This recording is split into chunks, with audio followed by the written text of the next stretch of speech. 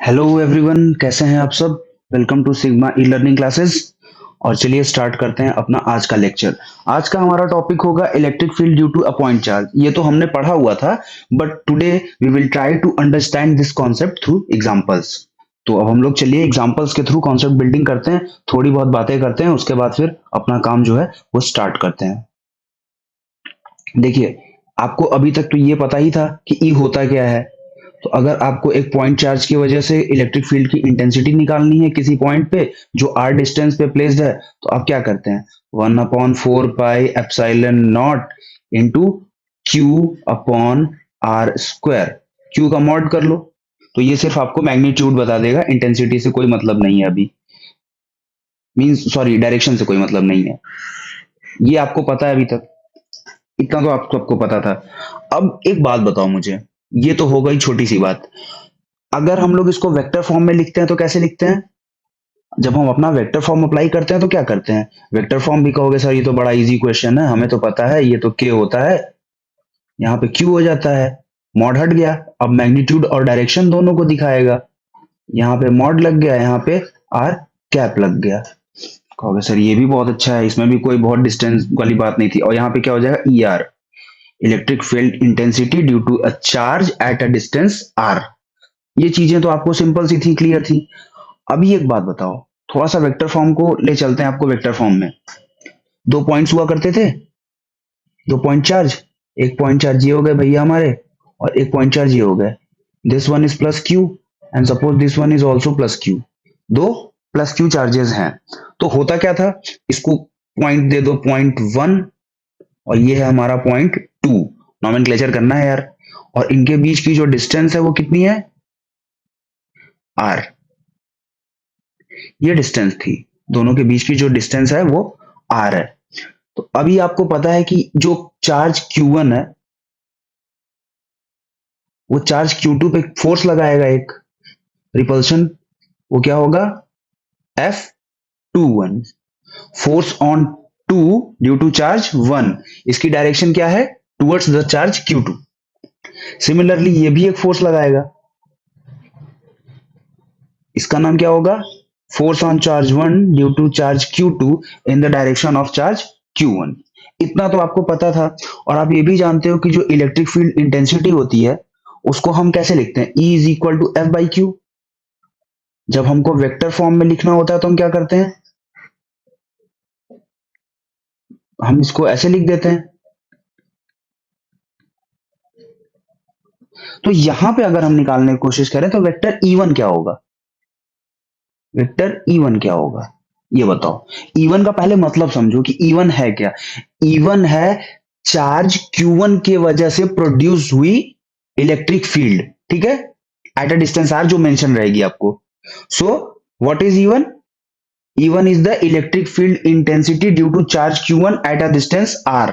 Okay, so what will we write here, force F21,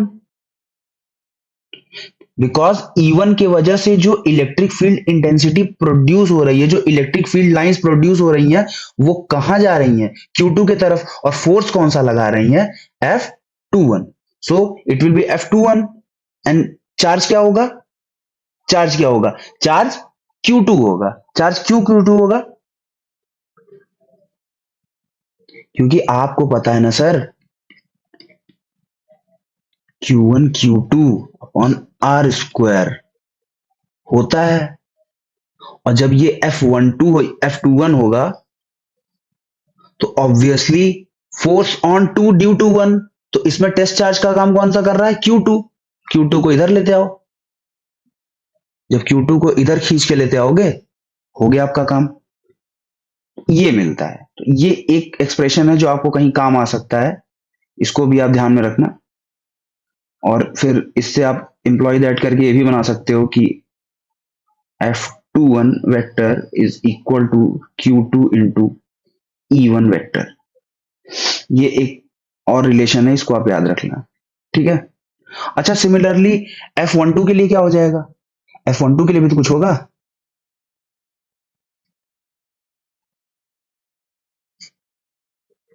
क्या यहाँ पे हम Q2 लिखेंगे या Q1 लिखेंगे?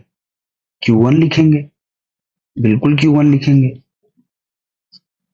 क्या है? Force on one due to two, force on one due to two, तो charge Q1 is working as test charge, तो इसलिए टेस्ट चार्ज का मैग्नीट्यूड यहाँ पे Q1 है, इससे हमने डिवाइड कर दिया तो हमको क्या मिल गया? E2। तो ये क्या इंप्लॉय करेगा? F12 is vector E2 Q1। याद रखना, कहीं डायरेक्ट पुट करने में काम आ जाएगा। अच्छा, ये तो हो गई छोटी सी बात। अच्छा, न्यूट्रल पॉइंट पता है आपको? न्यूट्रल पॉइंट की बात करने से पहले एक और बात कर लेते हैं। मान लो ये एक पॉजिटिव चार्ज है बेटा, ये क्या कर रहा है? जलवा बिखेर रहा है अपना। इलेक्ट्रिक फील्ड मेरे पास है, पावर, सारा पावर अपना बिखेर दे रहा है ये। ड्राइंग पे मत जाना, ड्राइंग बहुत गंदी थी। अभी यहाँ पे एक और ले लेते हैं चार्ज दूसरा, Q डैश, ये भी अपना जलवा बिखेरेगा। भैया हम कम थोड़े ना, तुम पॉजिटिव हो तो हम भी पॉजिटिव हैं। अच्छा, एक बात बताओ, टीवी देखा है? रामायण महाभारत आता था, एक एरो से दूसरा एरो मिलता था, फिर डिशुम हो जाता था। सेम चीज होगी कि नहीं होगी? अगर ये दोनों चार्ज एक डिस्टेंस पे ले आए जाएं, नोटेबल डिस्टेंस, कैलकुलेबल डिस्टेंस, जहां पे हम इनके बीच का फोर्स कैलकुलेट कर सकें, तो क्या ये दोनों फील्ड एक दूसरे के अपोजिट नहीं होगी? अगर हम इसको Q1 ले लें, 1 मिनट के लिए इसको Q2 ले लें, तो क्या जो फील्ड E1 होगी वो E2 को अपोज नहीं करेगी? E1 E2 एक दूसरे को अपोज नहीं करेंगे? करेंगे सर। तो कहीं ऐसा पॉइंट भी आएगा जहां E1 E2 का मैग्नीट्यूड बराबर होगा, आएगा कि नहीं आएगा? एक पॉइंट ऐसा भी आएगा ना जहां पे E1 प्लस E2 का वेक्टर सम 0 होगा। ये हमारा क्या है? Law of superposition. ये हमारा लॉ ऑफ सुपरपोजिशन है कि जितने भी चार्जेस हैं उनके बीच में अगर कोई एक पॉइंट चार्ज रख दे रहे हो तो उस पे लगने वाला जो नेट फोर्स होगा वो सारे चार्जेस के इंडिविजुअल फोर्सेस के वेक्टर सम के बराबर होगा। तो अगर हमने एक चार्ज उठा लिया बेटा Q1, अभी समझो, एक चार्ज उठा लिया Q2, एंड इसमें लिमिटेशन क्या है? Both of same sign, same sign के हैं, मैग्नीट्यूड कुछ भी हो सकता है, both are of same sign. चलो ठीक है भैया।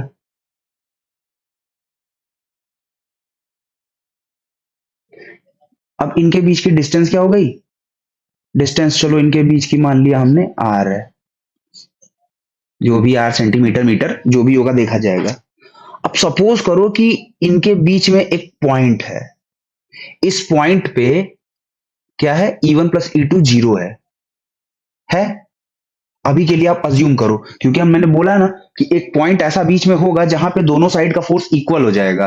तो जब फोर्स इक्वल है, अपोजिट डायरेक्शन में है, तो नेट क्या होगा? ऑब्वियसली जीरो होगा। ठीक है, इसको हम जीरो करा देते हैं। ये डायग्राम याद रखना। अभी चलो आगे चलते हैं। जब ऐसा होगा तब क्या होगा? और जब ये, चलो 1 मिनट, जब ये डिस्टेंस मेंशन कर देता हूं, ये डिस्टेंस सपोज करो x है, तो ये कितना हो जाएगा? R minus x. ठीक है, और ये पॉइंट ले लो आप O, ये पॉइंट ले लो आप O। तो इस पॉइंट O पे अगर हम एक टेस्ट चार्ज Q नॉट रखते हैं, इस पॉइंट O पे अगर हम एक टेस्ट चार्ज Q नॉट रखते हैं, तो क्या होगा? Q1 की वजह से उस पर कितना फोर्स लगेगा? देखो, ध्यान से देखो, या इसको Q3 बोल दूं या चलो QO ही ठीक है। Force on O due to 1, ये फोर्स लगेगा, और इस पे एक फोर्स लगेगा इस डायरेक्शन से, रिपल्शन का। ये तीनों चार्जेस सेम साइन के हैं, ये भी पॉजिटिव है, ये भी पॉजिटिव है, ये भी पॉजिटिव है अभी के लिए। या ये दोनों निगेटिव हैं तो भी कोई दिक्कत नहीं है, ये चार्ज पॉजिटिव ही है। अभी के लिए हम इसको ऐसा अज्यूम कर रहे हैं क्योंकि हमें एक चीज प्रूफ करनी है। अब दूसरा जो इस पे फोर्स लगेगा वो क्या होगा? F0 to O2। ठीक है, अब क्या हो गया? ये फोर्स ये जो फोर्स है इसको हम बोलेंगे F01 और इस वाले फोर्स को हम क्या बोलेंगे F02। इतना क्लियर? क्लियर है सर, चलो आगे चलते हैं। तो जब फोर्स आप निकाल रहे हो, फोर्स 01 क्या हो जाएगा, के मतलब 1/4πε0। हम लोग अज्यूम कर रहे हैं कि ये सब एक स्पेस में हो रहा है जहां पे परमिटिविटी ε0 है, ठीक है। क्या हो जाएगा Q1 Q0 upon r square. Okay, अभी एक बात बताओ कि अगर इसके लिए हमको E1 निकालना पड़ेगा तो क्या आएगा, वो आएगा के Q1 अपॉन आर स्क्वायर।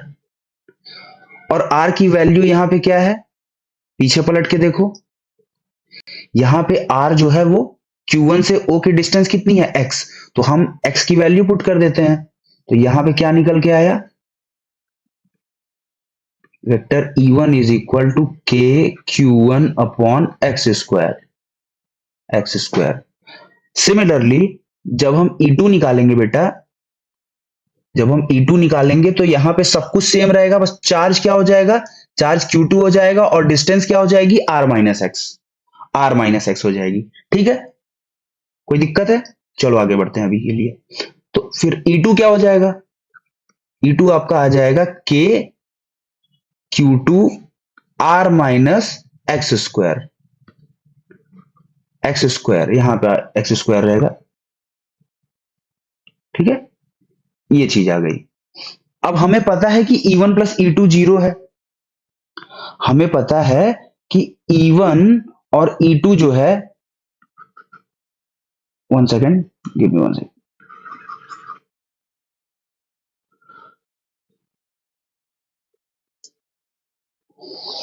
हमें ये पता है कि E1 जो है और E2 जो है इसका नेट सम जीरो है। तो ये क्या इंप्लॉय करेगा कि जो E1 है उसकी डायरेक्शन जो है E2 के अपोजिट है। ठीक है, डायरेक्शन अपोजिट है, ले लिया मैंने, मान लिया। अब हम इसकी वैल्यू पुट करते हैं तो क्या आएगा, उसको भी देख लेते हैं। तो जब हम E1 की वैल्यू पुट करेंगे के Q1 अपॉन एक्स स्क्वायर, ये हम सिर्फ मैग्नीट्यूड की बात कर रहे हैं, अभी डायरेक्शन की बात नहीं कर रहे हैं। डायरेक्शन तो आप अपने से ही कैलकुलेट कर लोगे, इसीलिए मैं यहाँ का माइनस साइन नहीं ले रहा हूं, क्योंकि हम सिर्फ मैग्नीट्यूड की भी बात कर रहे हैं। यहाँ पे Q2 हो जाएगा और यहाँ पे क्या हो जाएगा, आर माइनस एक्स का स्क्वायर। के से के कैंसिल, 1/4πε0। तो क्या आ जाएगा, Q1 upon Q2 is equal to x square upon r minus x का स्क्वायर। तो ये जो पॉइंट निकल के आता है, पॉइंट O, ये जो पॉइंट निकल के आता है दोनों चार्जेस के बीच में, Q1 और Q2 के बीच में, O, it is the point where the net sum of the forces due to charge Q1 and Q2 is zero. That is why we call this point neutral point.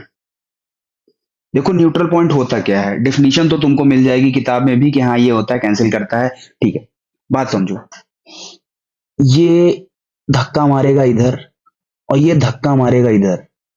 Suppose इसको, अगर ये यहां पे होता कहीं, दूसरी कलर चूज करने दो मुझे, एक मिनट,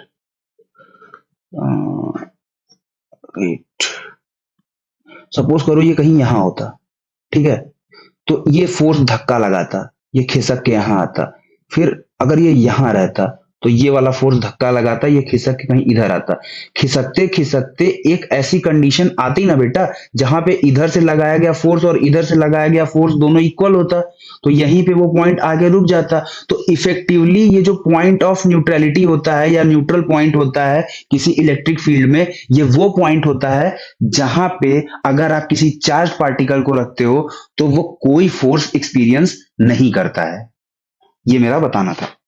ओके, अच्छा एक चीज और, अगर आप आगे आते हो, पेन चेंज कर लें दो, आगे आते हो तो ये याद रखना कि अगर दो चार्ज सेम साइन के हैं, दो चार्ज सेम साइन के हैं, मैंने वहां पे बोला था सेम साइन, तो क्या होगा?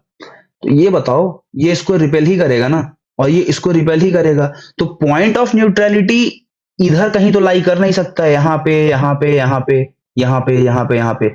उसको इसी के लाइन में होना पड़ेगा, क्योंकि तभी तो ये लाइन जाएंगी और एक दूसरे को कैंसल आउट करेंगी, लाइन ऑफ फोर्सेस। तो ये यही होगा। तो दो सिमिलर साइन के चार्जेस के लिए जो न्यूट्रल पॉइंट होता है वो हमेशा दोनों चार्जेस के बीच में ही लाई करता है। ये बात नोट कर लेना। अब अगर इसको हम ये देखना चाहें कि अगर एक पॉजिटिव चार्ज है सपोज करो, और एक निगेटिव चार्ज है, अब ये फोर्स भैया इधर लगाया, और इस तो ये तो इधर लगा ही रहा है, तो होगा क्या? और ये इधर भी फोर्स लगा रहा है, तो क्या तुमको लग रहा है कि न्यूट्रल पॉइंट यहां पे आएगा? कतई नहीं। ये इसको इधर पुश करेगा और ये इधर खींच रहा है, वो निकल जाएगा इधर कहीं, बिल्कुल निकल जाएगा, निकल जाएगा ना। तो न्यूट्रल पॉइंट देखो, अब या तो हम यहां पे पॉइंट रख दें, यहां पॉइंट रखोगे तो क्या होगा?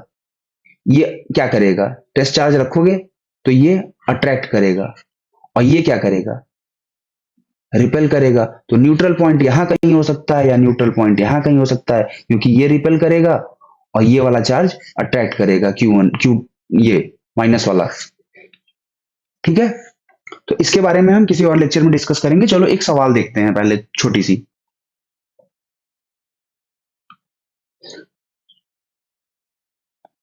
सपोज करिए कि आपके पास दो चार्जेस हैं, चार्ज Q1 है, इसकी वैल्यू है 27 माइक्रो कूलम। चार्ज Q2 है, इसकी वैल्यू है 3 माइक्रो कूलम। और जो इनके बीच की डिस्टेंस है, आप सपोज करो कि ये 1 मीटर है। तो ये बताओ कि जो पॉइंट ऑफ न्यूट्रलिटी है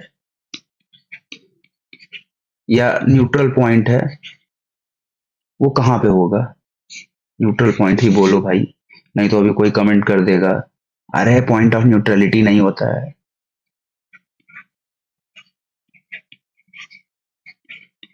न्यूट्रल पॉइंट जो है ये कहां पे होगा, कैलकुलेट करना है।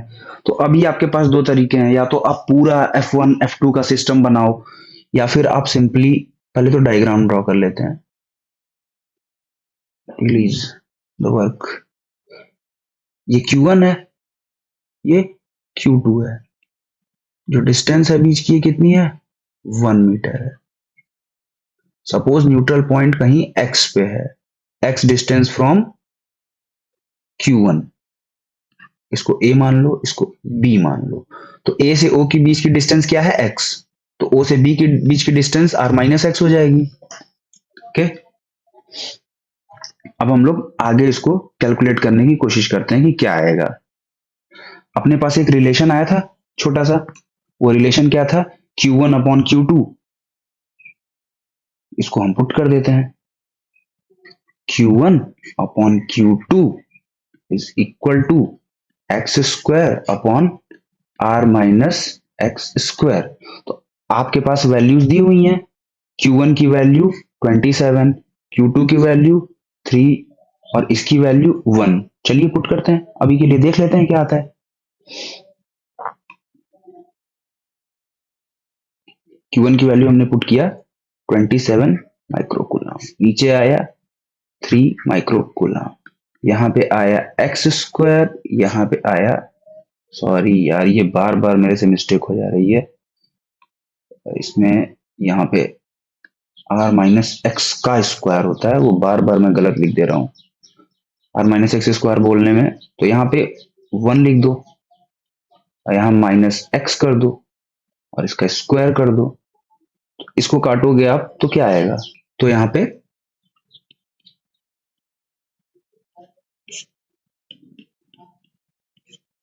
ये आ जाएगा। इसको हम ऐसे लिख सकते हैं, होल स्क्वायर। ये क्या एम्प्लॉय करेगा? ये एम्प्लॉय करेगा कि 3 is equal to x upon 1 minus x.